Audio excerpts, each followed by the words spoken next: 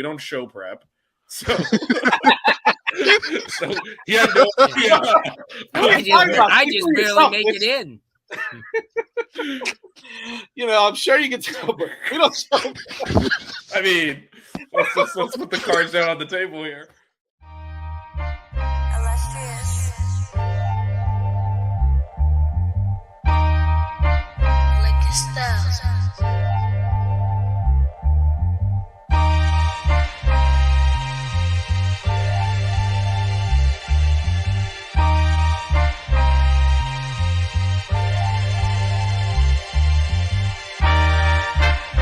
Miami Hurricanes, yeah. You know the name already.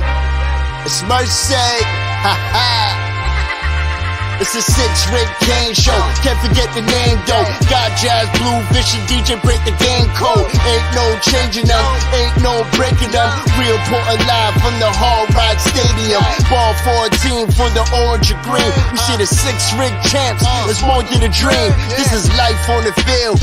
Beyond 100 yards, a hurricane that's never still put a damage to your squad. The 6-ring Kane show. The 6-ring Kane show. The 6 Rings Kane show. You know.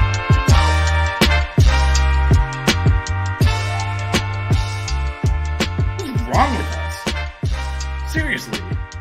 What's wrong with us? We're Miami Hurricanes fans. Welcome to the 6 Rings Kane Show, a show dedicated to Miami Hurricane sports, featuring the legendary Larry Bluestein, Jazz Santana, Vish, and Danny Gillette. Let's go Canes.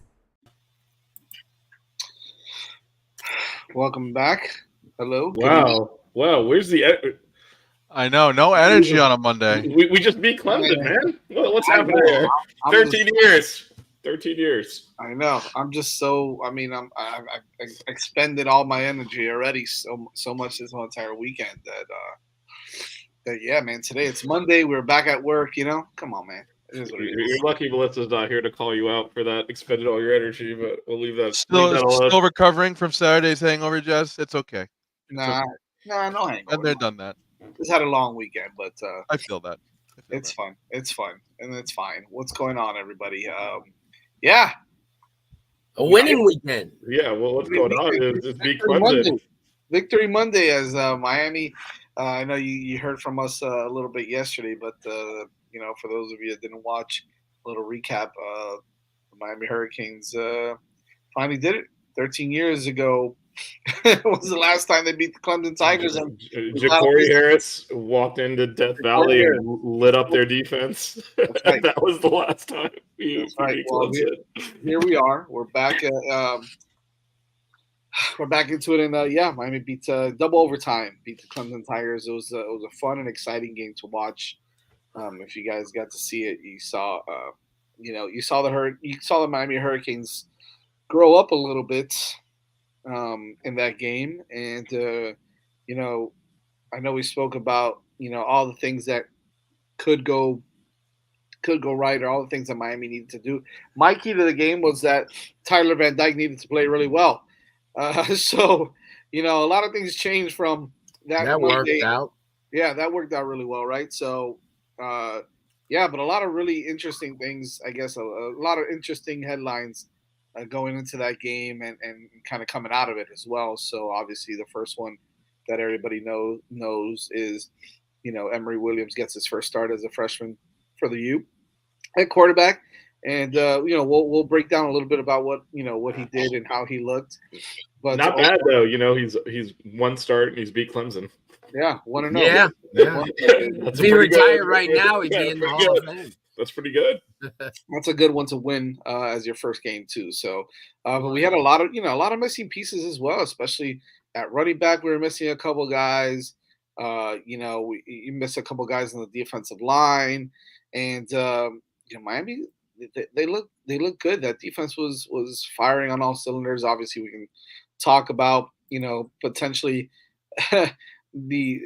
I know he's a freshman All-American already, but talking about Ruben Hurricane Bain, things that he did a couple of nights ago also were pretty impressive. So we got a lot to talk about. You heard from Vish and myself yesterday a little bit, Blue, I know one of the things that you said that were going to be a big deal was the running game for Clemson with Will Shipley and Maffa, and then Miami showed that that I don't want to say it was a fluke against North Carolina, but they showed that they got back into form, and we're talking about 34 carries for 31 yards that they gave up to the Clemson Tigers on the ground. Pretty impressive, don't you think? Talk to me a little bit about what you liked that you saw from Miami's defense, specifically in the run game. They swarmed. Every time they got the ball, they were on them quick. Get a good look at Ruben Bain. He in 3 years, he's in that first round. Boy, I'll tell you what, he was there. Their linebacker play. I know my favorite guy. When he was making that play to end the game, I'm thinking, oh, Vish and them guys are thinking, hey, Corey Flagg, how is he doing this again? But I'll tell you what, he played a really good game, and Marlon, their front seven really showed up, because what they did is they put pressure on them to throw the ball, and a lot of times they didn't throw. The defensive secondary was there, and that game really, as you said, it kind of like anytime you really want to establish any type of tempo, especially on the road, you run the ball. And Clemson didn't do it with any success. So after the first half kind of disappointed me in the fact that Miami left a lot of opportunities out there, and at halftime, I kind of was sitting there and thinking, if they could just do this and do that, and everyone in the press, oh, well, Van Dyke started. I don't think it would have mattered. I think that Emory really played a good game. He managed the game. He didn't have to win it or lose it. He just managed the game, and I walked out of there pretty happy, and felt, what, that's a big win. I don't care how it is. I don't care if it went to 90 overtimes.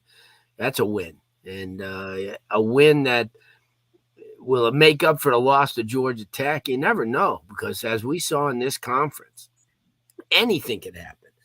A Virginia team that we play this week waltzes into Chapel Hill and wins there. Boston College beats the Georgia Tech. Pitt beat Louisville. So all bets are off. I'm still maintaining my 7-5 record, but you know what? I'll take it.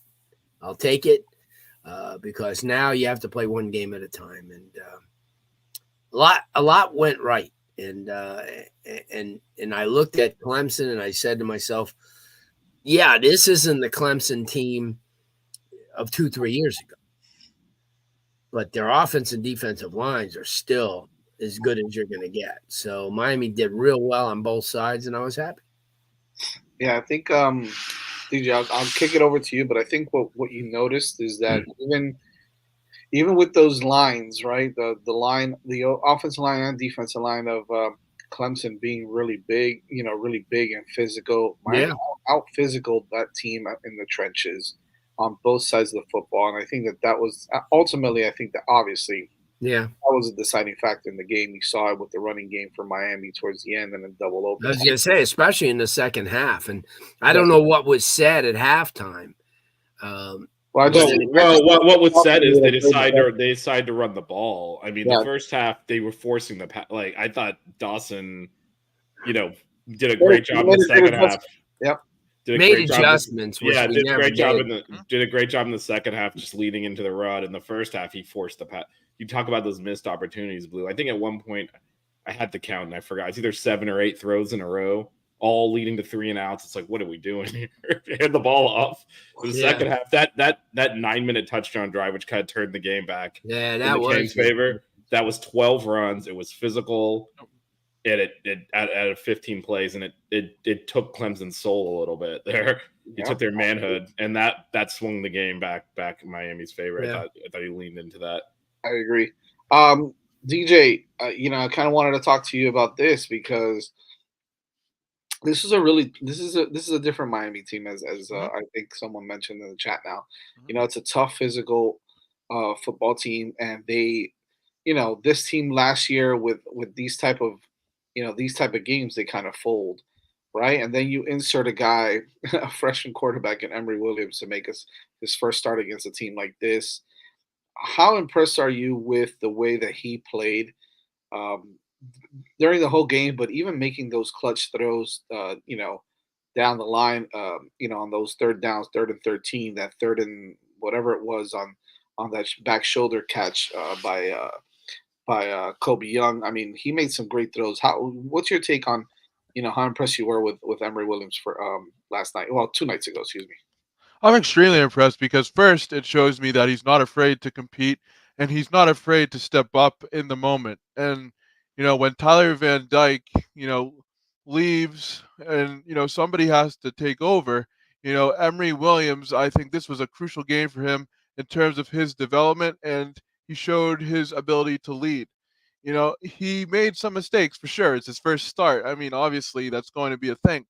But, I think he showed that he was not afraid to take on the challenge, and he was not afraid to, take on, the Clemson defense by storm. And, that type of resiliency in Williams, is, a really good sign for me moving forward because it shows that we may have a potential leader in the quarterback room once Van Dyke leaves. And I know at certain points, last year we were kind of talking about, who's going to step up if Tyler Van Dyke leaves and this and that and the other thing.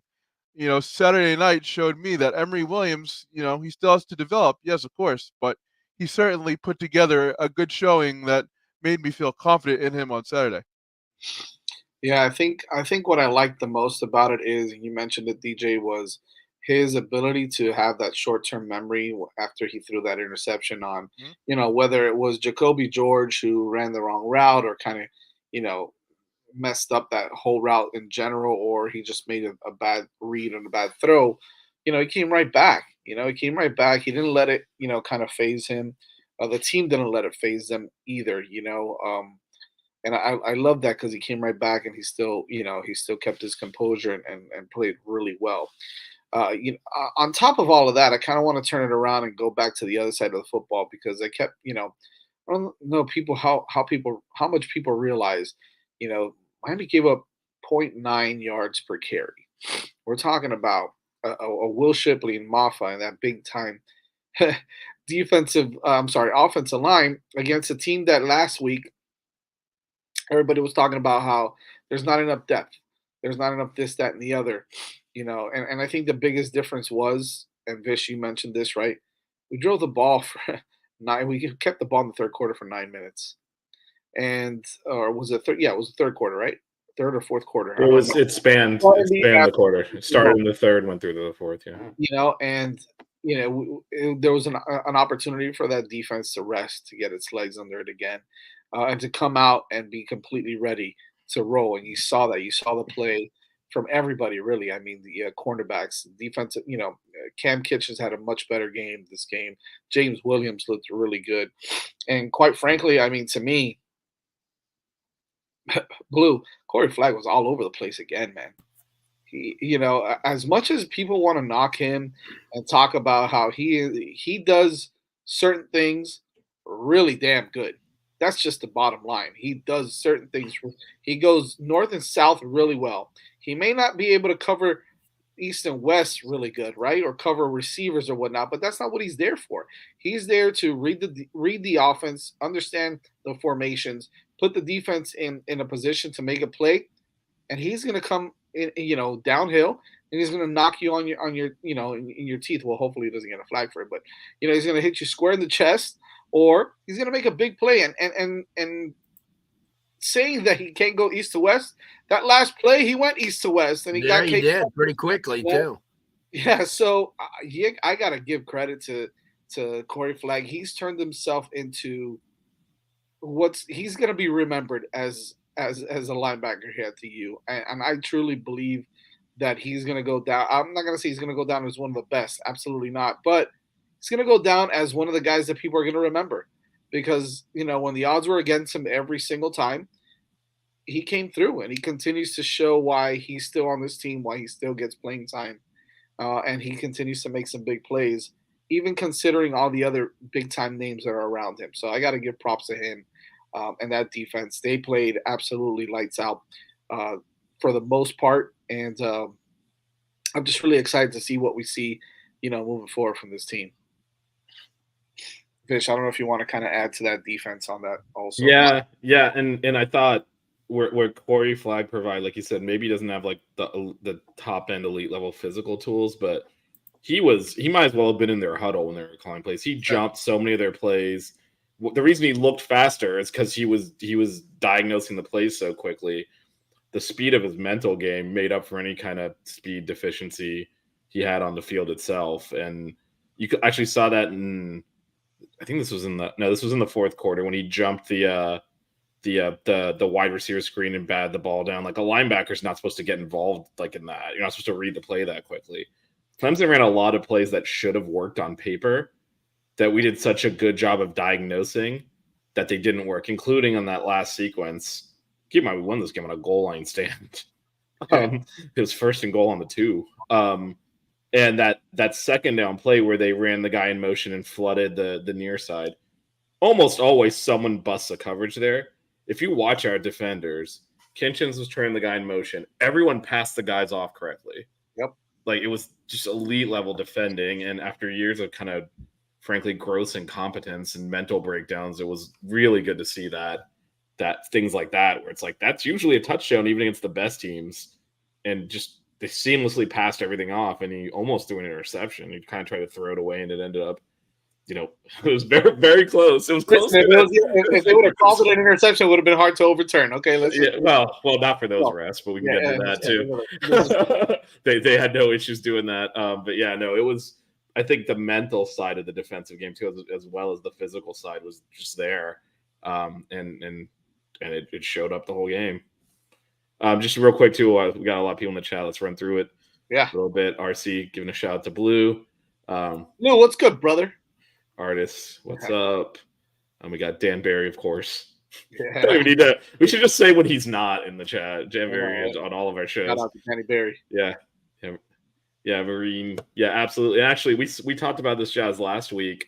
In the loss against North Carolina, the fact that the team fought back in the fourth quarter, like, that's something last year's team wouldn't have done as well. Absolutely. And that matters. When you get to the next game, you're down again. You fight every game. You make them earn every yard. Sometimes you do come back from down 10 in the fourth quarter, right? And last year's team would have quit multiple times this year already, probably against Texas A&M when it was 10-0 early. So even Van Dyke pointed that out, that last year, if they were down like that, they would have quit. Yep, this is true. What else you got there? We got concerns for Blue. Doing Blue, good, Al. Trying anyway. I got that mute button for my cough, though. Thank goodness. On my own show, I can't even use it. What do we got here from RC in the 305? Yeah, it's got a little tactical analysis here. 3-3-5 scheme. Main differences and matchups. Yeah, I did notice that they ran a 3-3-5 right off the bat. I saw 3 linebackers. It was Wes, Maunoa, and KJ Cloyd who kind of started off the game, and I was like, wow, they've got 3 linebackers on the field at one time. That's interesting. And then you notice, and you're like, wait a second, they've got three defensive linemen as well. Oh crap, they're running a 3-3-5. What the hell is going on here? I haven't seen that. And it's true, yeah, you haven't seen that. And I think that is a perfect spot on analysis. I think it makes sense definitely to run that kind of scheme. That's a good fit for our defense right now, considering the depth and all that as well. And I'd also say, even though he gave up that touchdown in the first half, the coverage was KJ Cloyd stuck their tight end the whole game, and he made some amazing catches, but KJ was right on him every time and defended. Actually, the ball to get the ball back and tie the game up. They tried to go to the tight end again, and KJ was on him again. That time they couldn't sync up. He did a really good job. I remember that on that deep. Yeah, it was up the hash. He did a really good job in coverage too. It was kind of underrated and lost there, especially since he gave up the touchdown. But you can't cover that touchdown any better. That was just a perfect throw, an amazing catch. And I agree. That's one of those crap. What are you going to do with that? Situations. J-Dub says that Flag. I know what he means. He would make a good coach. Yeah, I think he would be a good coach down the line. I still think he's got a little football left. Oh, and RC brought this up earlier. This is something I forgot to mention yesterday, Jazz. So obviously, I'm hoping everyone remembers the Tyrone Moss game in triple overtime against Clemson. This is the 4th time in the last, I think since 2005, that we've gone to overtime against Clemson. That's crazy. It was 05 and then again in 06 and then in 09, though that's the CJ Spiller one. Right. That game. And then that's just keep. If the game's close, it's probably going to OT when we're playing Clemson. That's good. That's 4 times. It's now 2 There's 2 those 2 on that. 57-0 games. Yeah, much better than that. 58. Don't cheat the Clemson at that point. But no, it's now 2-2 on the overtime scale there. William Herney, what's up, Will? The future is bright with all the young players contributing so soon. Yeah, I think some of the young players are really making a name for themselves, and I think that with the recruiting classes coming up, we'll build some more depth. The transfer portal build some more depth, and you're going to see that this team is going to, it's going to look again much more different than it does this year in a good way, right? You just want to continue to build that depth, and you see it in certain positions. You also see the dominance in certain positions that you didn't see. I mean, Blue, the offensive line, talk about a running game. We ran for 211 yards with, and I've always said that I love Don Chaney. I think he's probably the best back that we've had. He's just always hurt, but we're talking about Don Chaney, a combination of Don Chaney, A.J. Allen, and Brashard Smith, which, by the way, I got a hot take today for Brish that I kind of want to put out there. That might shock some people. But, Blue, talk to me a little bit about our run game, right? Forget about their run game. 211 yards. And obviously the biggest plays of the game towards the end with A.J. Allen you're talking about a small kid, small guy, 5'8", probably $180, going in there and, playing like a bruising running back, right? Just running right through guys into the end zone on the touchdown and then on the 2-point conversion as well. Are you impressed? I mean, this offensive line has proven to be potentially, a top 10 offensive line in the country. You're starting to build some depth. You got Matt McCoy that comes in every once in a while with that jumbo set. You've got some other guys back there that are developing right now. This is a really good offensive line. This is something that could definitely carry this football team for the rest of the year. Yeah. Well, I think we talked a lot about that in the offseason when they got Cohen and they brought in Lee, and then they got guys like Mawanoa and players like that. And then the kids who returned from last year got better and bigger, and having somebody like Mirabal working with them. It was only a matter of time before they became more than an adequate offensive line. The only question that we had, and I think that you and I saw in that little scrimmage at the Hard Rock Jazz, was, do they have the depth on the offensive line? They had some good frontline kids, but I think, like you were just alluding to, I think they've plugged in in different situations some new faces and guys who are who are very valuable to the program now, and I believe into the future, because you're going to have to need some guys to step up for a couple of talented seniors that may not be here next year. The running game, I think we've been waiting for Allen to do this for a while. I think he gave us that glimpse at that scrimmage, and we said, oh my gosh, look at him get up in there like catching a wave and then moving up and having the vision. And that's the one thing too. The running backs that we have great vision. If you notice, I mean, not only are they good running backs, but they have really, really good vision. And I think that somebody like Coach Harris has parlayed that into something pretty special. And if we ever needed a running game, it was this week, because of the fact that you had a quarterback in there that, hasn't really taken that many. Well, he took no significant snaps like in this, as he did in this game. He took some snaps, when they were ahead. But yeah, if your running game came through, this was the week to do it. And they kind of add balance. They gave Clemson something to think about, kind of bought him some time. They weren't stacking the box. If you notice at the beginning of the game, Clemson had 7 guys up and walked 2. So they had 9 guys up in that box. And they just wanted that newbie quarterback to beat them. And I think that running game kind of backed them up a little bit. And because there's a pitfall of playing that type of defense and being, that aggressive on defense. If a running back, like I said, we have running backs with some vision. They do break that first plane of players. They're into a secondary that has two guys. Right. So you have that, and it happened twice where they broke the plane, and there was only the safety and the outside linebacker on that one side. If they don't make the play, that's definitely 6. And that was in the second half.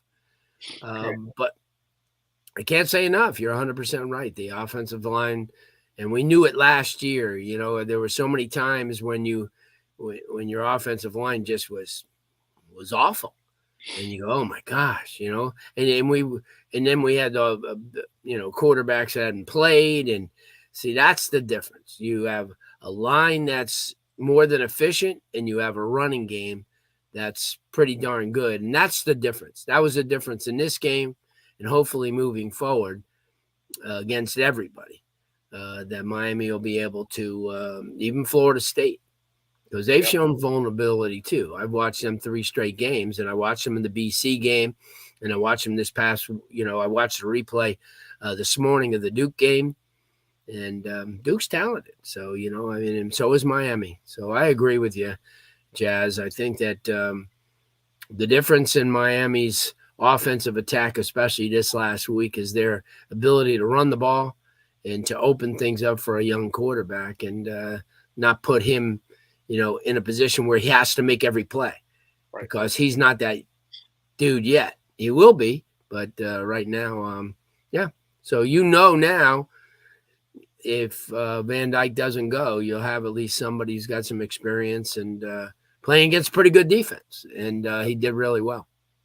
So I think that just the real quick on that point on the offensive line, like that actually decided the game at the end. One team could run the ball and the other couldn't, because first and goal on the 3, I believe the Canes had it 1 play and touchdown just on a handoff.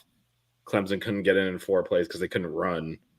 They had first and that was it right there. That was the game. And we're so used to be on the other side of that. Right. Yeah. That it was refreshing to see.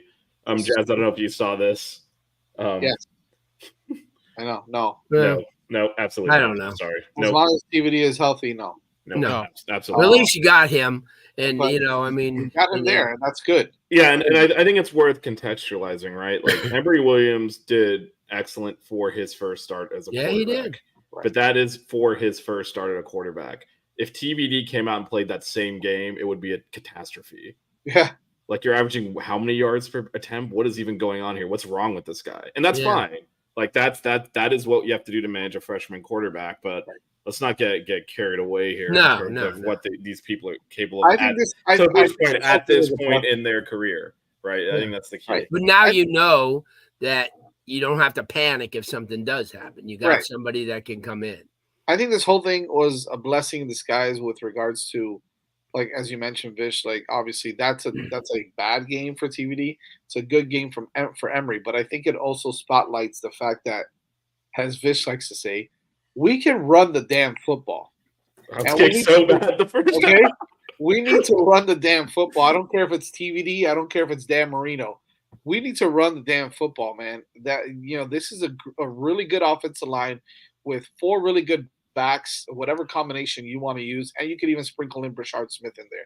You're talking about a team that can be able to control the line of scrimmage, control the time, and dominate a football team and break the will of the other team. And you got to be able to take advantage of that every single game. If you can do that and hit it over the top every once in a while, make some really nice plays in the passing game, you're going to win some football games, and they need to do that. Now, they do need to stay as some of the other stuff. We'll talk about it now, but Ralph mentions we need to beat FSU if we can only win 1 more game. FSU has started to make recruiting inroads in South Florida. We need to push back. Well, I hate to break it to you, Ralph, but FSU's made recruiting inroads in South Florida for about 30 years now. So I think that that's never going to go away. You got to get your guys. Obviously, I'm sure you're talking about the whole Armando Blount thing as well. That's kind of a big blow to the recruiting, but it's not the end all be all. So But I get what you're saying, right? Like we got to keep, you just got to keep winning football games, man. If you keep winning football games, everything else will uh, will work itself out. Ken Derm says the question is, will they come out with the same intensity and heart for Virginia team as 2-5? They didn't play the same as the A&M game. I think that. Just remind them that they just beat North Carolina, and I think you'll get their Well, attention. but I would say I don't think that's accurate. I think the Georgia Tech game, definitely the team was flat. I thought they played really hard against North Carolina. They played really stupid. Yeah, they just and the stupid overcame the effort and talent, and the loss came with it. I don't think intensity and heart is an issue. I think it was. I do think they overlooked Georgia Tech. Like if you could have that game back, it's not coming down to a kneel at the end. You win by 20, right. and I think that's the one. And I get that. That's the one where, they came out flat coming off the bye week, and they just didn't mentally were not ready to play that game at the beginning and got into trouble. Right. Similar to what North Carolina this week. They come off this high of beating Miami. They weren't mentally ready to play, and Virginia took the lead early and kind of Jazz and I were talking about this on Sunday. Look, these are major conference teams you're playing. If you get into a close game in the second half, like stuff can go wrong and you can lose. Yeah. A break here or there, missed call. Lord knows we're going to get the missed call against us. So, like all of that stuff, like it just takes one thing. You cannot screw around with an ACC opponent and like find yourself in a close game. Just assume you're going to get out of it. And that's what against Georgia Tech. But I think against North Carolina, the team played hard from the opening snap. It was just too many mistakes. Shot themselves in the foot repeatedly, and you're not going to overcome that. But I don't think it was an effort there. Definitely. RC says, I'm just worried about UVA, to be honest, fam. Yeah, absolutely. One game at a time. That's what you have to do. Yeah, Look, they're going to be emotionally pumped up, too, because I think Miami's doing a tribute to the kid from Gulliver who passed. So, look, they're a good team, and we'll get into. It's also homecoming, by the way. Yeah. They've got some good players. They've got one of the best wide receivers in the ACC, if not, the country. So we'll talk about that also. So that's a good team, and you have to worry about them because anybody can win at any time, as we've seen. I will say a big help to us that they won last week. So yeah, that's true. That definitely is like, all right. It's like the opposite of Georgia Tech losing the Bowling Green. Like it's the opposite of that. All right, they just went and won in a place we lost. So pay attention. It kind of pisses you off too at the same time. If the Canes, Chris Sullivan says, if the Canes are mentally locked in and can play mistake-free football, i.e., costly turnovers and penalties, they can win up in Leon. I think he's talking about the FSU game. Yeah, we'll talk about the FSU game in that's that far yet, but I get it. What is here? The crazy shit that comes out of our fans' mouth. Wanted to dump TVD for a true freshman that had 95 yards of passing. Shout out to Chris Gaffney too. Met him at the tailgate. Where is this? Oh, he back there. But I know FSU gave that kid and his family life changing. Yeah. Okay. What else we got here? Yup. Just go yup. Yup. Yup. Yup. We got Manuel still making the argument that we need to bench TVD for Emory Williams, which is not. No. A good idea. And again, QB wins are not a stat. And I can tell you right now, like that we had to go on a 9-minute, 15-play drive running the football to score a touchdown. So I think it was a touchdown pass and it was a great throw. Mm-hmm.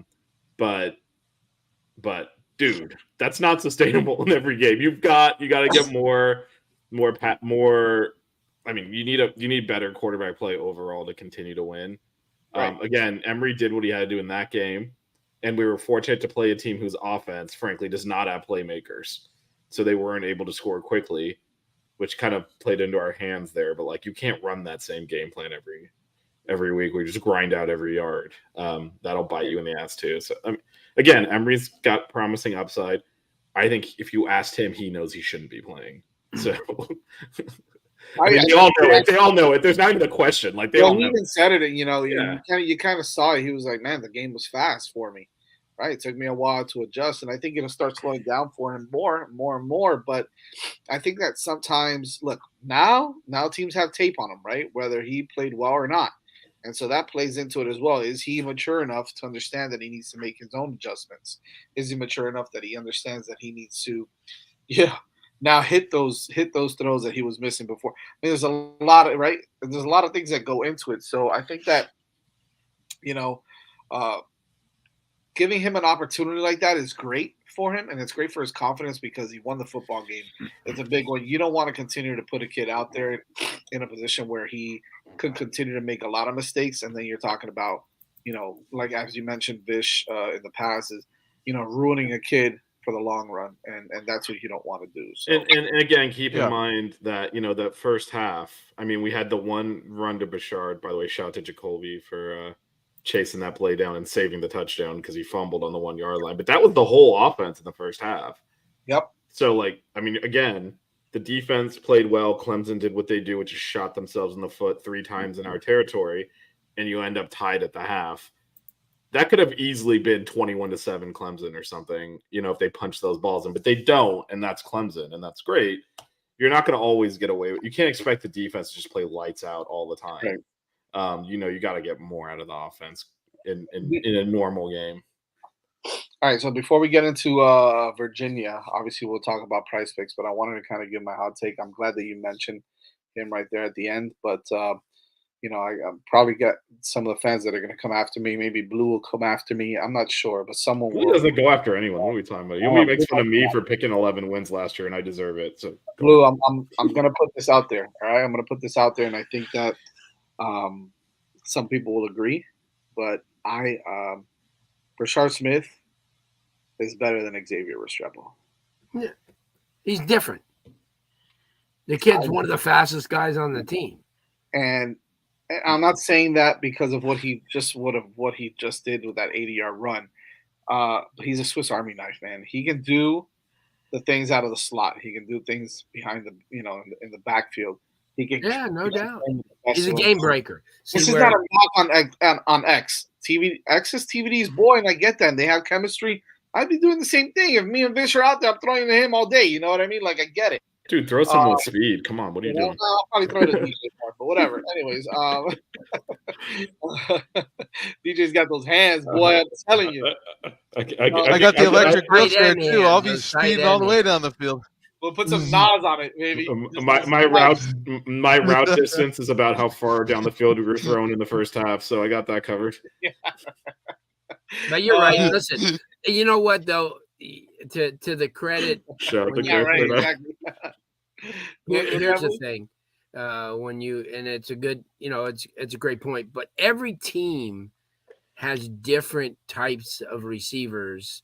You have some people who are slot guys, people who will extend the defense a little bit. The difference between Brashard and basically anybody is his speed. He's got 4.37 speed. I mean, he gets out in the open, he's gone.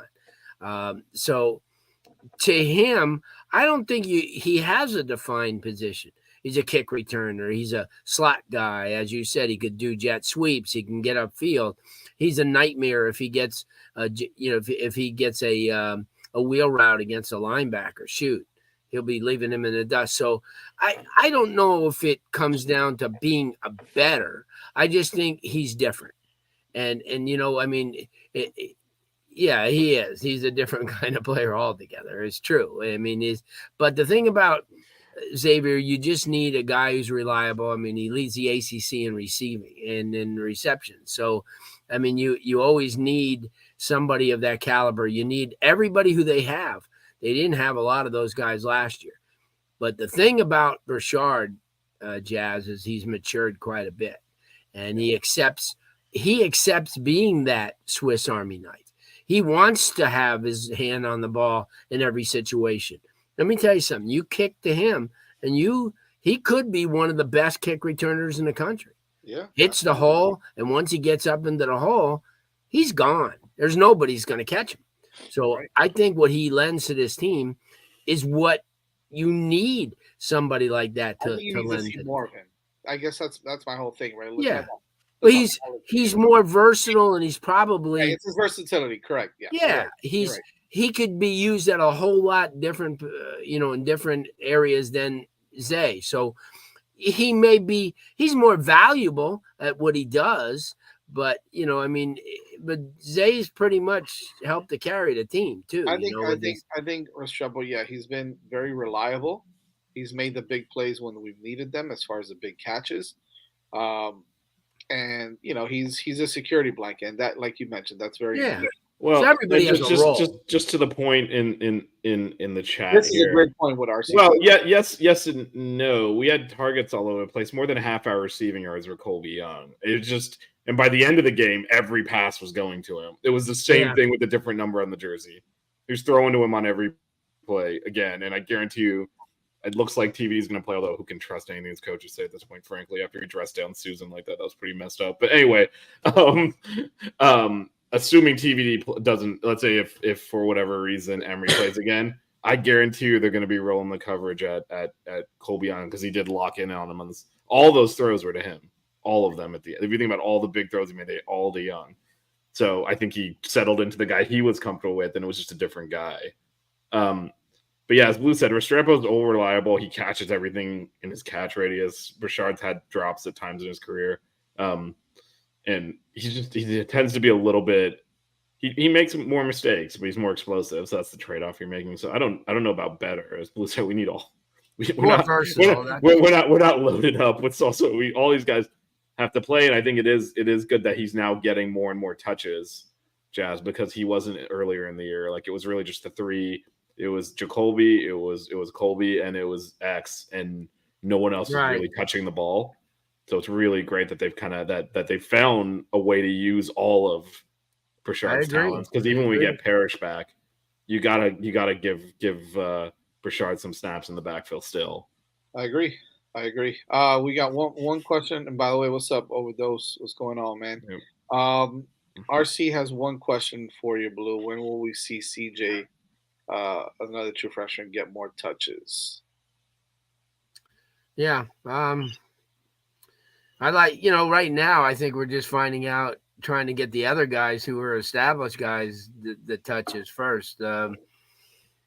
CJ's, we know what he could do, and there's probably going to be more so in the future, what he's going to lend to the team. I think probably the reason why he won't is the person you just mentioned, and Brashard Smith, who's got that type of speed and can do a lot of different things.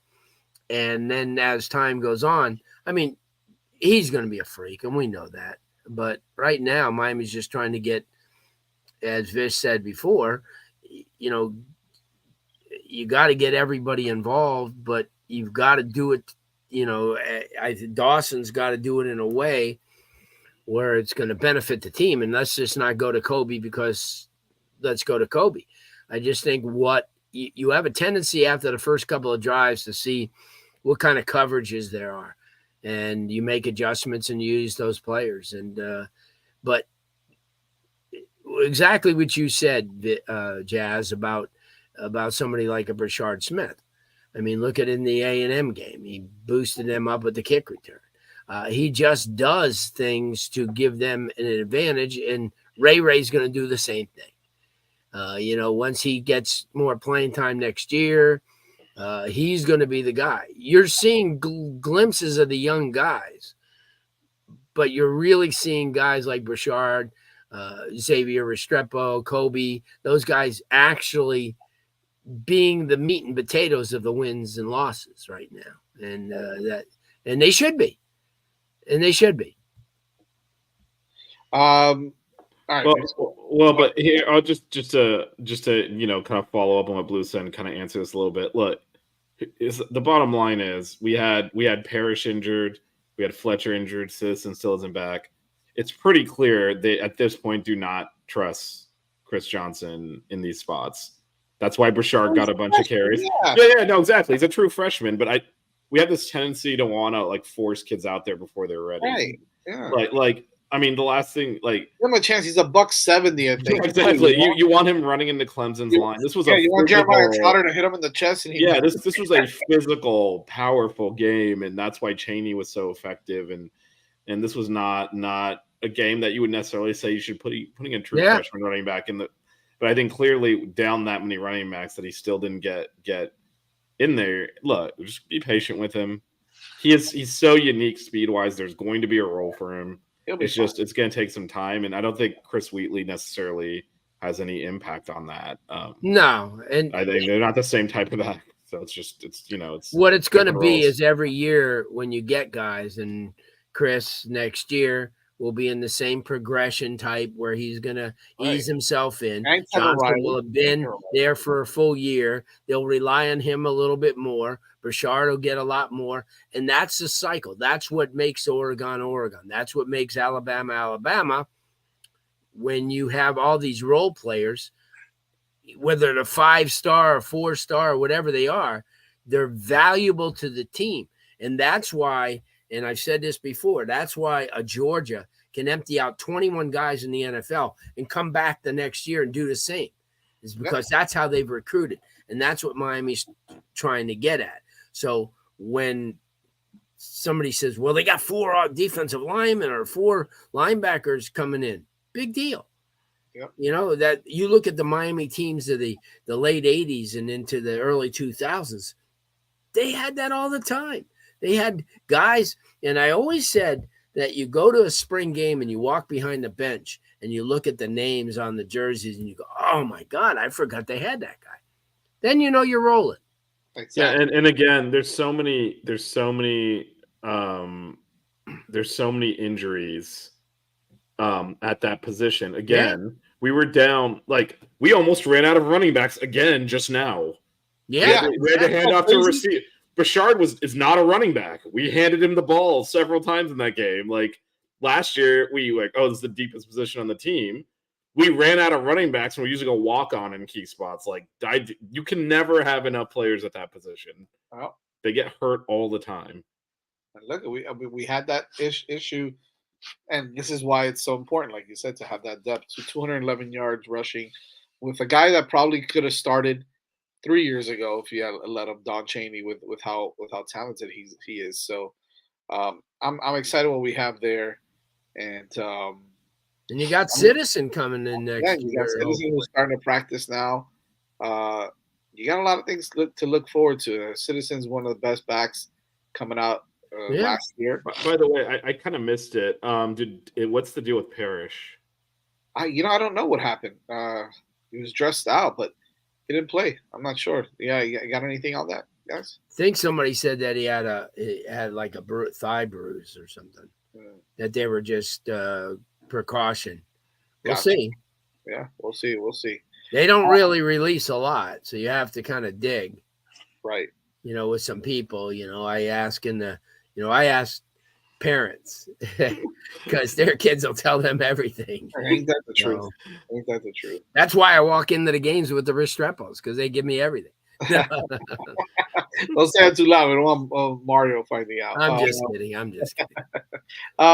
Real quick before we move along, let's give a shout out to our sponsor, PrizePicks. Really quick. Yes, Canes today. I did see that, by the way. PrizePicks.com. Check them out. It's daily fantasy football, or daily fantasy made easy. Really, it's real simple. You log in. Once you log in, you're going to put in the code 5 FIVE, and they will match your initial deposit up to $100. You got really big payouts, up to 25 times of a payout. It's huge. You can make some good money with that. Here's how you do it. You pick 2 to 5 players, choose the over-under on their individual categories, and win those payouts. You can, depends on how many players you pick, it's how much money you can make. So make sure you check it out. You can mix and match from different leagues, different players, the NFL to Major League Baseball, hockey, Formula One, anything, you name it. College football is definitely something on there as well. So make sure you check them out. Choose 2 to 5 players, choose the over-under, and win some money. Go to PrizePicks.com, log in, type in the code 5 when you logged in, and they will, when you log in, and they will match your deposit up to $100. Check them out. It's PrizePicks.com. Yeah, Canes today, we did see that. And shout out to Canes today, longtime follower of this show and Buckets. Yes, sir. I don't even know if you want to address WG in the chat here with this more of this stuff. I think we've kind of beat that to. we're fine with that. It is what it is. He's just going off in there. I'm just gonna let him anyway. Yeah. Just complete nonsense, but what's the Corey Flagg embracing his inner Ray Lewis Kings today says Miami Blues coming with one hand behind his back. Woo, let's go. The fan base always hates on him, and he showed them people. Damn right, he showed them. You know what, Jets? We've been very good. We didn't even bring up the not safety and the bogus touchdown. I know. Clemson 9 points in that game. Unbelievable. Everybody except the referees on the field saw that it was a safety. Every single person. It's unbelievable to me. It's unbelievable to me how they can screw up so much, man. Anyway. But then they somehow saw enough evidence to give Clemson that touchdown, and that's when I was like, you know what? I'm about done here. I'm done. Just about done here with this. Just like, what even is this? God. What even is this? Like, the dude's grounding the ball. They're not calling it. Like, I just you're like, all right, this is just the way it is now. Terrible. Dude, he averaged 4 yards a pass attempt and threw a pick and a touchdown. He did not throw for 500 yards. We weren't watching Joe Montana out there. We ran the ball in every play in the second half pretty much to win that game. Yeah. No. Anyway. TVD is still, what WTF? That's what I'm talking about. TVD is still the best option on this team. I'm talking about like TVD number 4th in the country in yards per attempt, and this dude averaged 4 yards an attempt. You're like, I should have told you. Come on, man. I felt Morrow became too conservative. Mario, I think. Oh, Mario. I think he's talking about the kneeling on the ball at the end, or not kneeling. Of course, we don't. We're talking about wearing the clock out with like a minute 50 left. Well, we gave thoughts on that blue DJ. I don't know if you have any thoughts on how we managed the end of the fourth quarter. At the end, before going into overtime, I think, you could have had an opportunity to get down there and kick a field goal. But at the same time, I get where he's coming from. The defense is playing so well, I don't know if you guys had anything on that, because I want to get to UVA. So you guys had anything on that?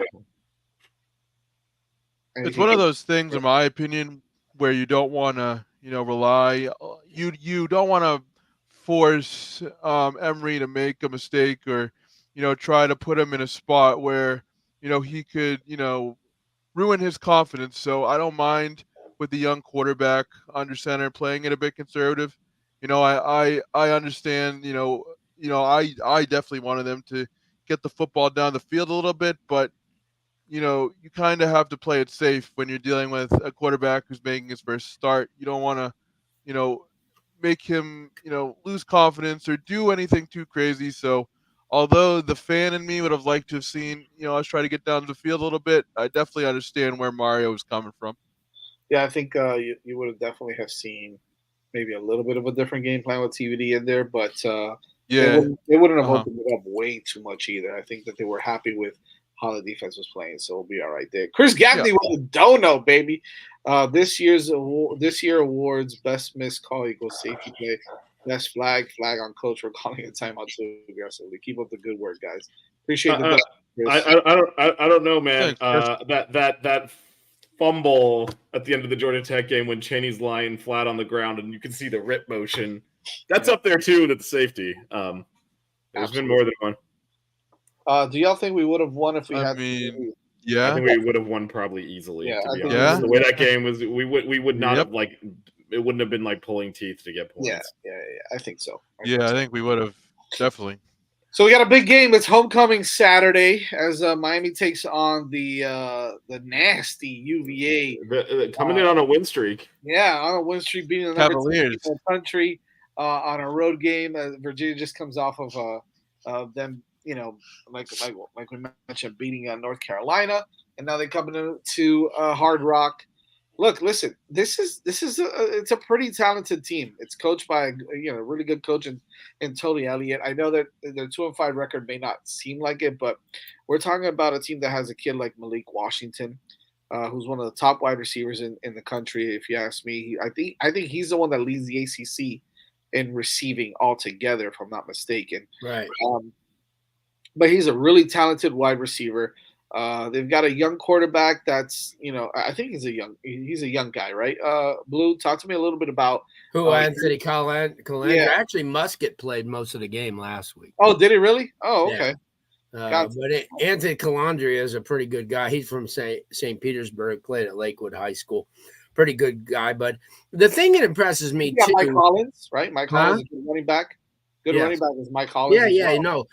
They have him and the Ferris Jones kid. But the thing that I like about them is they've got a senior orient, even though they have the two guys in Mikhail Boley and Noah Josie up front, and they're younger kids, but they have two graduate kids and Brian Stevens and also Jimmy Christ. And then they have the kid Ugana Nuana, who's pretty decent. So they got a pretty good offensive line. We need to and as you mentioned, okay? We need to fact check that name. All right, Blue. I don't know. What is it? I don't know. Ugana You're saying some syllables there. I'll give you that. Nanana. But I think that's his name. But anyway, you had mentioned here in a guy like Malik Washington, but they have the kid Malachi Fields who comes back from last year. And Simpkins, right? Simpkins is there too. Huh? Simpkins, isn't that kid Simpkins a wide receiver as well? Yeah, yes, also Simpkins. So they have a couple of kids to throw at you. And on the defensive side, and the thing that was great from the defensive side of the ball was that I watched them last week, and they had a pretty good pass rush. The Ben Smiley kid, who last year was really a factor as a junior. Now he's got a senior year, and they have the kid Carter up front, and their linebackers are kind of thin. The James Jackson kid comes back from last year as well. So, and secondary wise, they pretty much, I think, they return everybody from last year's team. And listen, as you mentioned, Tony Elliott has done a pretty good job. And, he's had some pretty good lineage before he got there. He's worked with kids like Cohen King and the Dave Herrard kid, who's from Stranahan High School in the secondary. So they've got a little bit of a Florida flavor to their team. Will Bettridge, who lost the shootout last year with Andres Borregales and that thriller in Charlottesville. That's right. He's coming back. Blue, I'm still scarred from that. No one ever bring that game up again. Oh my God. I sat through that entire thing in the stadium, and that was the Jake Garcia coming out party.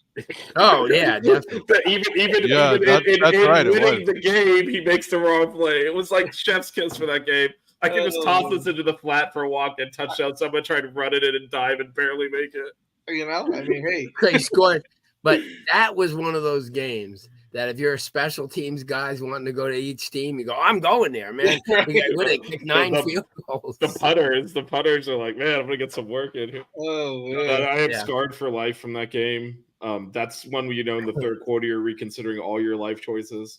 What did I do in middle school to come? I remember I was in Disney watching it on my phone, and I was talking to Vish. I was like, Vish, he was struggling, man. Vish was struggling. It was bad. It was one of those things where, you question everything. Like, what are all the choices I made to arrive where I'm sitting in this press box watching this thing right now? At least the press box. I remember doing the post game show after.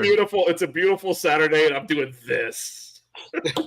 At least the press box. I remember doing the post game show after, and we were just like mixed emotions. Mixed emotions. We were happy that we won, but at the same time, we were like, "This was an awful display of football." This is one of it was one of our 5 wins, so we got that going for us.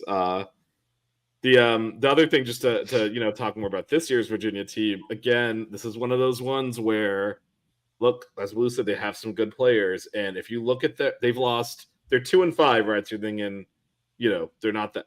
They've lost one game by 1 point, one game by 3 points, and another game by 3 points. They could easily be 5-2. No easily. doubt. There's do not overlook this team. Otherwise, you're gonna get bit, and all that goodwill from the Clemson game is gonna get washed away. You got to come out there and play well, because again, they're competitive pretty much every week. Pretty much every week. And North Carolina found out if you let them hang around what happens. But they lost to NC State by 3. That was that game where I remember that game. that was a crazy game. I think that was on like a Friday or a Thursday, so like everyone watched it. That was a crazy game. Right.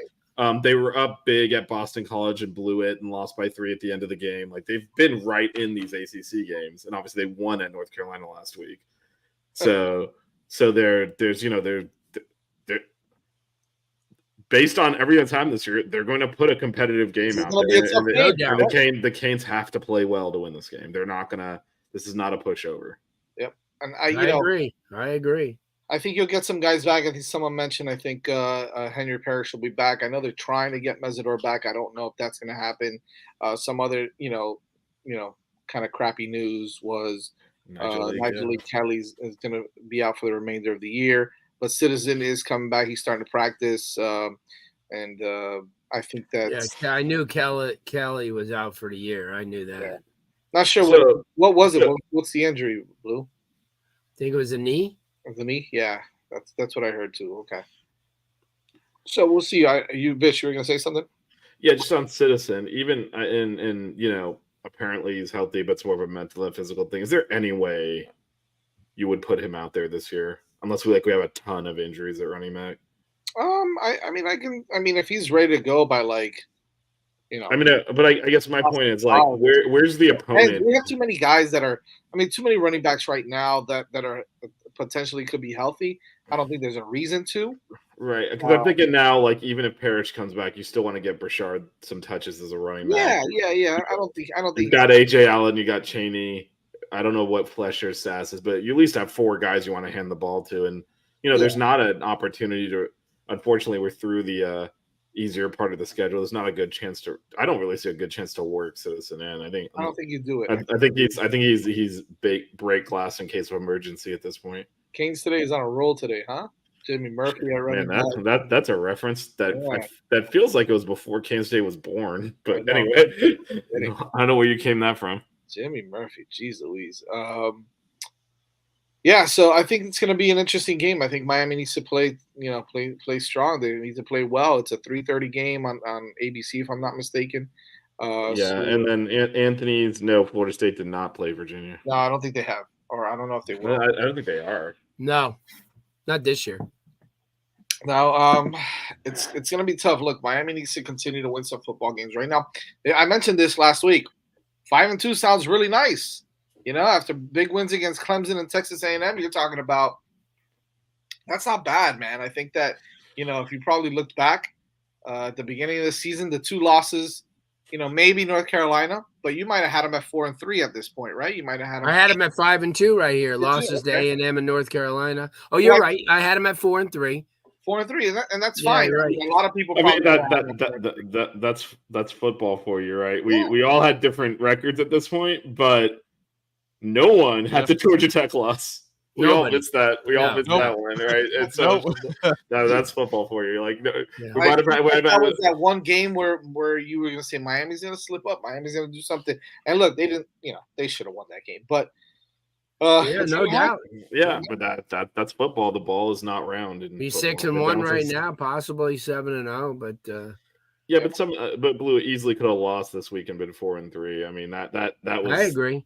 That game was dire for a lot of it, and a play here or there. I mean, there was one more thing going against the Canes from that whole thing probably caving in. So that thing balances out. Yeah, you're right. I think so. So we've got a big game against Virginia this Saturday. Yeah, just the Greece. I don't know. Yeah, I saw that. Right? Yeah. I mean, it is what it is. I mean, there's no explanation for what we're saying there, and I don't. I mean, even I know what he was talking about. I forget exactly when it was, but we threw a ball up into the corner of the end zone. It was incomplete, and forget how our receiver was just going back to the huddle. And they were just in his face, basically putting the Clemson defender and kept doing it all the way back to the huddle, banging his head against him. There's no way we wouldn't get flagged for that. I agree. And it is what it is. It's not fair, but we just said it's the Godfather. This is the business we've chosen for ourselves. If you want the refs, go cheer for Duke. And you'll get the refs to cheat for you. Otherwise, we got to deal with it. It is. Jazz, I know you like scores. Why don't you give us a score? Oh boy, No, you're we're calling doing him out. Are we gonna do scores today? Okay. I'm gonna say I'm terrible, so No, I was close this week, by the way. I said 27-21. It was 28-20. So I was close this week again. Wow. I'm going to go 31-14. Miami.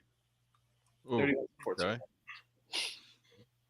I mean, I will say I was looking this up as you were talking, Jazz, but the spread is 18.5, so you're pretty close to the spread there. close. Yeah, close. What about you, Blue? 28-14, Miami. There you go. All right. And DJ? I was gonna say 31-17. Okay. So say it. So say it. Say it. Say it with your chest. 31-17. He did say it. Jeez. Leave it alone. 31-17. What do you got, Vish? So first of all, Blue, man, there's no way that our man Mario's not going to kick field goals, man. He loves doing Oh, that. yeah. So 28. Like the Tony Sperano. Yeah, of the steroids. 28's a tough number for him to get to, man. I'll go 27. That's a couple of field goals in there to 10. 27-10? All right. Yeah. All right. Or a mixed extra point at the end. So. Oh no! So, No. Don't do that to Margalis. Good vibes for Morgales. Look at Case today. Case today's got confidence. It's the 77-0. it's the Commenter over- of the night is Case. Casey's younger. He has not been through the pain we have, where you don't trust anything. I'll take it, man. I'll take it. Good Yeah, vibes. I love the optimism. I love the optimism there. Is Kobe Young on NFL wide? Miami starts getting over to. I think that I think they have been. Again, I think Georgia Tech was an anomaly to that. Other than that, they pretty much come out and scored on the first or second possession of every game. It's just that Georgia Tech game is what it is. But other than that, is Kobe Young an NFL wide receiver? I think he can be. He's got the Yeah, size. he's got the size. It's going to get him on on a roster somewhere, and then he has to kind of prove himself a little bit. I will say it'll be tough for him because his body build and size is more of like a number one wide receiver, and I don't know that he has that. Yeah, you're right. Like for example, we've had a lot of success putting guys in as like, that have played several years in the league, the slot guys and stuff. We can carve out a role. I think he can be kind of like that Matt Collins type of guy, where he can make some plays as a wide receiver. He's going to be a special teams superstar potentially. I mean, does he even play special teams? I was going to say, is he doing it here? Is he just going to turn into a That doesn't matter. That doesn't matter how many times. That doesn't matter in the NFL. Yeah, Okay, how many times does a good player play special teams in the NFL? It's the NFL, guys. Yeah, all the time. But where's this evidence that he's a special team superstar? That's Like why Blue and I picked at it. No, what I It's said. like being 2-7 as a starting pitcher. Let And so when he Jazz gets to the speak, people. major leagues, he's going to be a hell of a stopper. No, Order in the court. What I said is he could potentially be that type of guy like Matt Collins that is a special teams superstar and can make some plays as a wide receiver. I didn't say he's agree, going Jazz. to be or he is. I said that's the type of guy he could be in the NFL. Look, man, if you're not going to allow us to take what you said out of context and make Yeah, fun of you, then what kind of and show it's are not we a doing good here? program. That's then. not the show I signed up for. Yeah, really. Next, you're going to want to do show prep. I mean, what are we Yeah, doing? right. Not letting you do it. Not letting Kate All say, oh, sorry, I missed that. Kate I wish says we actual had prediction is K.T. 28 Osborne for a few years. I know, right? That son of a gun's really good. Maybe I have not been paying attention, but I really had high hopes on Shamar Kirk. Just give it time. He's still got a couple years here, so he'll be all right. You know, got a lot. There's a lot of good. Yeah, I wide agree. receivers, man. You know, You know? one thing that gets me angry is when all these people say this guy should be starting. Don't you think that if Miami they're not sabotaging their team. They go, oh, well, Kirk should be in there. Let's not play him. I mean, there's a reason why these guys aren't getting more time. And I will say one thing that the coaches did, obviously a different staff largely, but they rotated a ton. I think this year they came in and said, we're not going to rotate as much at receiver. I noticed that. It's been Jacoby, it's been X, and it's been Colby, and that is pretty much Brashard getting some time in there. That's about and Isaiah Horton. Yeah, a little bit. Never see Redding or any. Yeah, of those guys. working in there just a little bit though, but primarily it's those three guys, and I think that has actually allowed us to have consistency and be a lot smoother in the passing game. And so, if you're not better than one of those three guys, you're not going to get a lot of playing time. Even the guys we are putting in there, Harrell's gotten in there a little bit, like you said. Brashard is definitely the fourth guy. We refuse to throw to the tight end except when it's fourth down. We want to throw a 1 yard pass. Then we got to work it to the tight end there. Very disappointed. Very disappointed. Yeah, we haven't done that. there are really just a hand. Like there's those 3 guys we want the targets to go to. I think it's pretty clear at this point, and that's where they're going. And we're not going to do a heavy rotation. So I wouldn't take it as a knock on anyone that's not playing, other than show me they're better than one of those 3 guys I mentioned. If they're not going to get a lot of snaps. Period. I mean, that's just the way this coaching staff has chosen to handle it, and it's worked really well. So I don't anticipate them changing it. All right, we're done. That's it. Alrighty. Wow, just abruptly, Jazz canceled the rest of the 6 Rings games. It's been a great run. That's it. But we're done. Jazz is taking. We haven't had much garbage time overdose. I'm not sure if you know. Well, I mean, I think we're talking about against Temple, Bethune. I honestly don't even remember who was in at the end of those games. You saw a little more Horton and stuff like that, but yeah, I mean, that's fine. That's okay. I'm good with what we saw. Anyways, yeah, we've got some more content coming at you this week on podcast form. We've got a big interview tomorrow with Eric McLean from ESPN's ACC. Yes. Big ups to the boys over the weekend. We now get to razz him as the Hurricanes. Oh yeah, I even told him on Twitter. I was talking to him on Twitter today, and he took a little long to answer me back. And I go, "What are you dodging me now that we beat your boys?" And he said, "Nah, man," laughing out loud. He's like, "Nah, I'm just waiting." Thank God we pull that out. It's gonna make this a lot more fun for us. He's a cool dude. So we'll have Eric McLean on tomorrow. We'll do a little bit on YouTube as well, so you might be able to catch it on YouTube. But this is really podcasts, so make sure you log in and you sign up, subscribe to a podcast form, whether it's Apple, Spotify, anywhere that you get your podcasts. Make sure. Yeah, just throw it into Google, type 6 Ring Canes podcast. It'll come up. And also, in addition to that, we put all these shows on there. So if you ever miss this and you're like, I want to listen to in my car on your commute. There's a whole podcast. You don't need to hold your phone open on YouTube and try to watch it and wreck your car. Don't do a flow motion imitation. No, just download Put the phone down, download the audio version, just listen to it. It'll be fine. But Flo puts his life on the line out there, right? I talked to Flo at the tailgate on Saturday that Jazz didn't show up to. And then trying to buy a house. Yeah, I'm busy following the basketball teams around like it's fancy camp. Speaking of which, that's also going to be on the podcast this week. I am at the ACC basketball tip-off, so I'm going to have some content only on the audio feed because, frankly, I don't even know where I'll be able to record stuff here. So, but I'll be down in the press area. Well, by the way, Canes is saying he's going to try to pop in. It's at 10 o'clock. It's a 10 a.m. interview. So if you want to pop in, it is at 10 a.m. I don't know that we're live airing it. We might put it up on YouTube later, but it's probably just going to be a pre-record on that one. So, but it'll probably come out.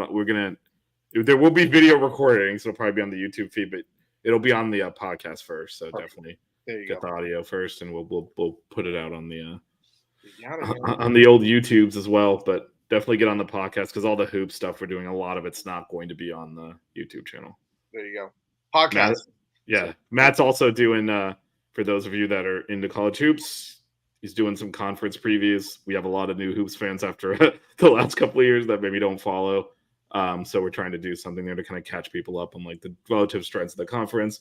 That way you can yell at the ACC is being disrespected in February when they don't give us enough teams in the NCAA tournament, and how you a 5 seed when you won the ACC.